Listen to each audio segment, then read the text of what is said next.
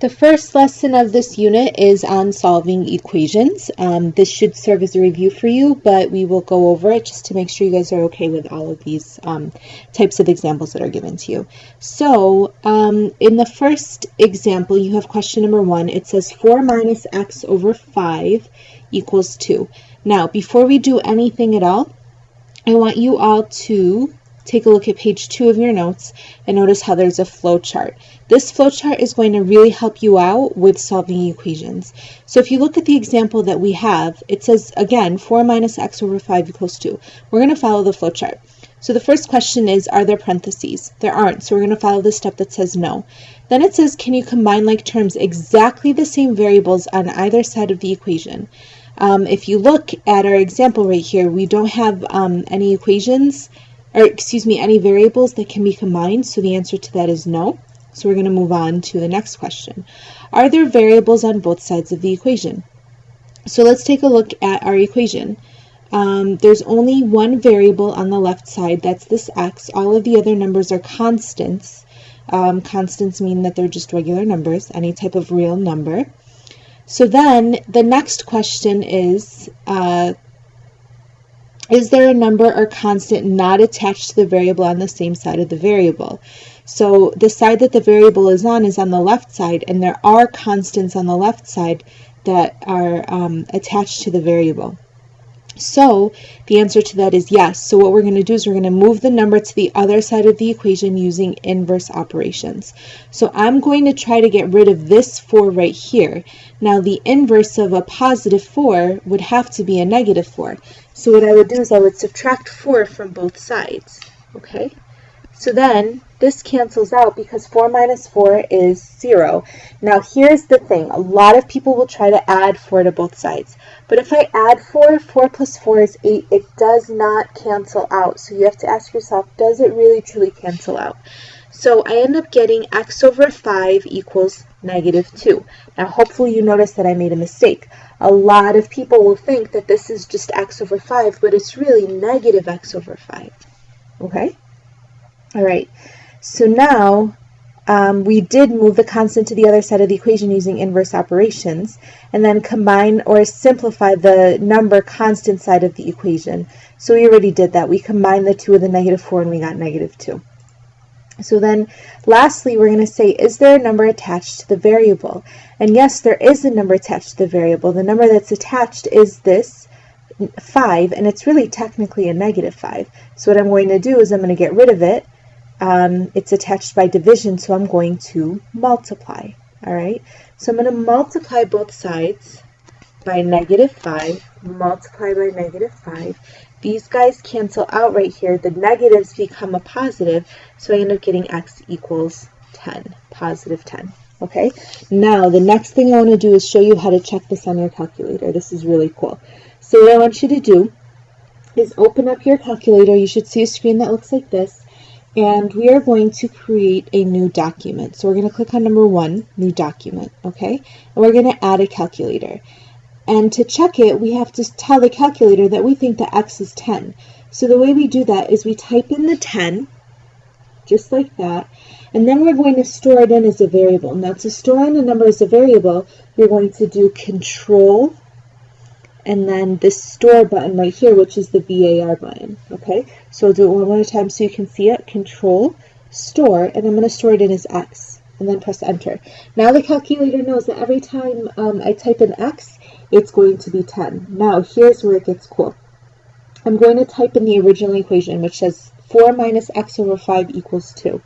So I'm going to say 4 minus, now I have 2 options. I can just type in x over 5, like x divided by 5, because that's what over means. Or I could do Control divide sign, and then I'll type in the x here, and then the 5 in the denominator. Okay, now I want to know if it's equal to the number 2. So I'm going to type in the equal sign, which is this button right underneath the Control button. So here's my equal sign, equals 2. I'm going to press enter. It tells me that it's true, which means that my equation works. Okay, now watch if I type in an incorrect number. Let's say I thought x was 9 on accident instead of 10. Okay, one other thing that's cool too is if you keep pressing the up button repeatedly, it highlights previous things you've done. So I'm going to highlight the previous equation, press enter, it copies and pastes it in there for me, and then I get a false answer, which should make sense to you because we got x equals 10, not 9. Okay, now I'm going to have you take a moment to solve number 2. See how you did. Come back to me when you're done and compare your answer with mine. Alright, please take a look at the work that I have here. If you are confused, please press pause and really take your time looking at this example.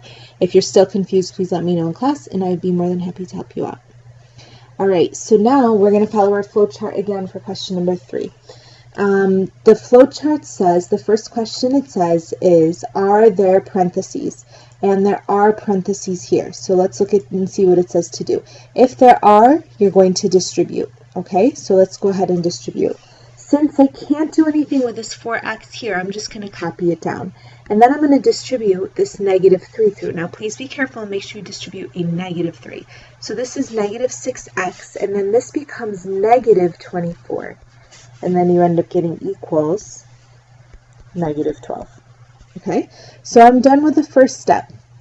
Now it says, can you combine like terms, exactly the same variables on either side of the equation? So let's look and see. On the left side of the equation, I do have like terms. I can combine those two together. So when I combine those two together, I end up getting negative 2x minus 24 equals negative 12. Okay, now the rest is just like questions 1 and 2. We don't really have to keep going with the flowchart because hopefully you're okay with this stuff. So I'm going to add 24 to both sides. All right, and I end up getting negative 2x equals 12. Divide by negative 2 on both sides. And then you'll end up getting x equals negative 6. Okay, all right. So now when we do our check though, we have to check in the original equation. A lot of people will try to check in this step right here in this line, but this isn't where you do your check. You have to check in the original equation, okay? So let's see if you remember how to do this. I'm going to take negative 6, which is my answer right here, and I'm going to store it in as x. So let's go ahead and do that. I'm going to type in negative 6. Make sure you use the negative sign, which is this one right here, and not the minus sign. And I'm going to store it in as x, and then I'll press enter. Okay? And then I'm going to type in my equation. So my equation says 4x minus 3 times the quantity 2x plus 8 equals negative 12. Okay? So 4x minus 3 times the quantity 2x plus 8 equals negative 12. Alright, press enter. It's true, so my equation checks. I'm good to go. Alright, so now let's take a look at question number 4. We're going to follow the flowchart this time as well. So the flowchart asks, are there parentheses? There aren't any parentheses, so it says no. I'm going to move on to the next step. Can you combine like terms on either side of the equation? Well, if you take a look at it, 4x is not like negative 1, and 8 is not like negative 2x. So the answer to that is no, I can't either. So then I'm going to go on to the next step. Are there variables on both sides of the equation? Well, if you look at it, we have 4x over here, and we've got negative 2x over here. So what I'm going to do is follow the directions. Move them to one side of the equation using inverse operations, and then combine and simplify the variable side of the equation. Now the nice thing about equations is you can do it many different ways, and it doesn't matter, as long as you follow the proper steps, you can solve the equation several different ways. Now I could either get rid of this 4x right here by subtracting it, since it's a positive 4x, or I could get rid of this negative 2x by adding it. Now, if I want to avoid negatives, I think it would be a good idea to add the 2x instead of subtracting the 4x. But if you solve it either way, it'll work for you, and I'll show that to you in a minute. So these 2x's cancel out, and you end up getting 6x minus 1 equals 8. Okay? All right, so then the next step says, is there a number or constant not attached to the variable on the same side as the variable? So if you look right here,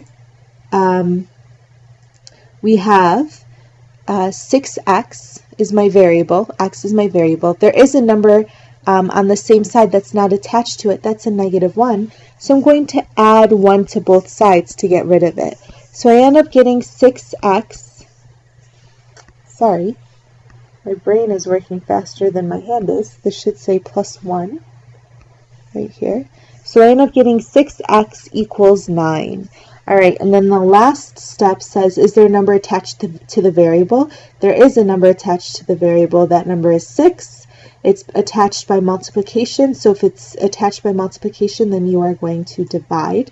So divide both sides by 6, and you end up getting x equals 9/6, which reduces to 3/2.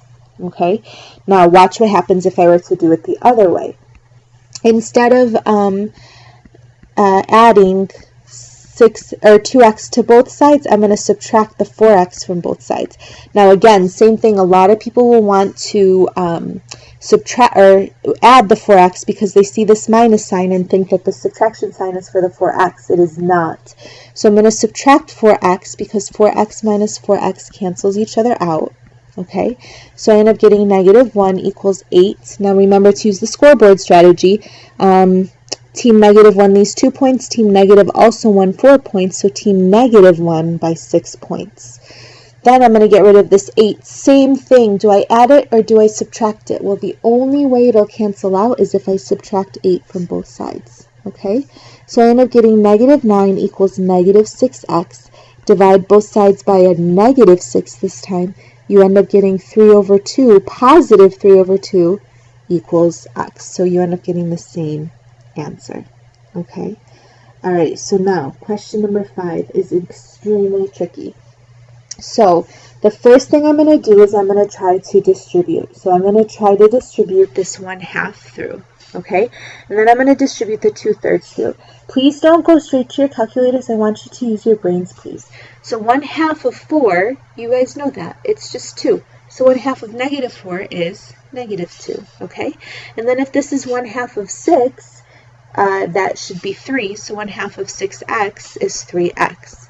And then I'm going to copy this down, equals 1/3 x plus, now 2/3 times x is just 2/3 x. And then here you can figure this out as well. You all know what 1/3 of 9 is. 1/3 of 9 is 3. So if this is 2/3 of 9, it means I just have to double what 1/3 is. So if 1/3 of 9 is 3, then 2/3 of 9 is 6. Okay? Now I'm going to see if I can combine my terms. These guys get combined together, and you end up getting 1/3 plus 2/3 is 1. So it's just 1x, or plain and simply x. Okay? Now I'm going to get the variables together on one side. So I'm going to subtract x from both sides, or you could subtract 3x, whatever you prefer. But again, I am trying to avoid my negatives, if possible. Okay? And then I have to get rid of the number that's on the side of the variable. So I'm going to get rid of the -2 by adding 2 to both sides. So I end up getting 2x equals 8. Last step is just to divide by 2, which means that x equals 4. All right, question number 6 looks tricky because there are fractions in it. But what we're going to do is we're going to get rid of the fractions. This step is not included in the flowchart. We'll add it in together as a class, okay? So the first thing I'm going to do is I'm going to make it so I don't have to deal with fractions anymore. So if you guys notice, I have a denominator here of 4 and a denominator here of 5. So what I'm going to do is I'm going to multiply by a common denominator. Well, a common denominator between 4 and 5 is 20. So I'm going to multiply everything by 20. Now remember, if you multiply one thing by 20, every single thing needs to be multiplied by 20. Now notice, this is technically considered one term, this is technically considered a second term, and this is technically considered a third term. So I'm going to multiply by 20 3 times. Okay, so the first one, I'm going to just write times 20 here, and then I'm going to write times 20 here, and the same thing here, I'm going to multiply by 20 as well. Now, when you multiply 20 by 4, or 20 with on top and 4 on the bottom, this is technically like 20 over 1. So you guys know how to do this. 20 over 1 times 3x over 4. Well, 20 and 4 are both divisible by 4. So when I divide 4 by 4, I get 1. When I divide 20 by 4, I get 5. So this really technically turns into 5 times 3x. Okay, hopefully that made sense to you. We're going to do the next one so you can kind of get this as well. Now, this one right here, you've got 2x plus 1 over 5, and you're going to multiply that by 20 over 1. Now remember, the commutative property says that it doesn't matter what order you multiply by 20. It's still going to give you the same answer. So 5 and 20 are both divisible by 4. Or excuse me, by 5, and you end up getting 4 when you divide 20 by 5, and you end up getting 1 when you divide the 5 by 5. So then I end up getting minus, I got to bring down the minus, 4, and in parentheses 2x plus 1. Please do not forget those parentheses. Then just figure out what negative 1.5 times 20 is, and you get negative 30. Okay? So now you just solve the rest of the equation the way you normally would. Before you do anything else, you need to figure out how many x this is. This is 15x because 5 times 3 is 15. And then distribute the negative 4 through, you get minus 4x. Excuse me, you get minus 8x minus 4. Okay? And remember to distribute the negative through. So minus 8x minus 4 equals negative 30. Alright? Combine your like terms, you end up getting 7x minus 4 equals negative 30, okay? And then I'm going to add 4 to both sides. So you end up getting 7x equals negative 26, which means that x is negative 26 sevenths. And I'm going to leave it this way because if I don't, I'll get this crazy decimal, repeating decimal, negative 26 divided by 7. Remember, you have to press Control-Enter to see what it is as a decimal. It's a repeating decimal, so it's easier for me to write my answer out as a fraction. Now I want to show you how to do the check for this question. I'm going to type in negative 26 over 7, and I'm not going to press Control-Enter this time. Oops. Negative 26 over 7, okay? I'm going to store this in as x, and then press Enter, okay? Now to solve it, to check it, I just type in this equation that I see right here. But when I type in this equation, I have to make sure that I'm typing it in correctly. The easiest way to do this is just to press Control Divide, so that way you have your fraction. So you end up getting 3x over 4. So I'll type in 3x over 4. And then minus, press your Control Divides again. Alright, and then we'll have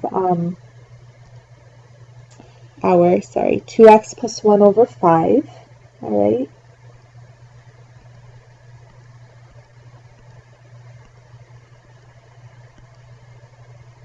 and then we'll make sure you press the button to move over to the right so you can get out of the fraction, and then I'll type in equals negative 1.5. Press Enter. It's true, so my equation works, and I am good to go. I'm going to show you another way to check this in your calculator, any type of equation that has fractions, but we'll do it in class. All right, have a good one. See you in class.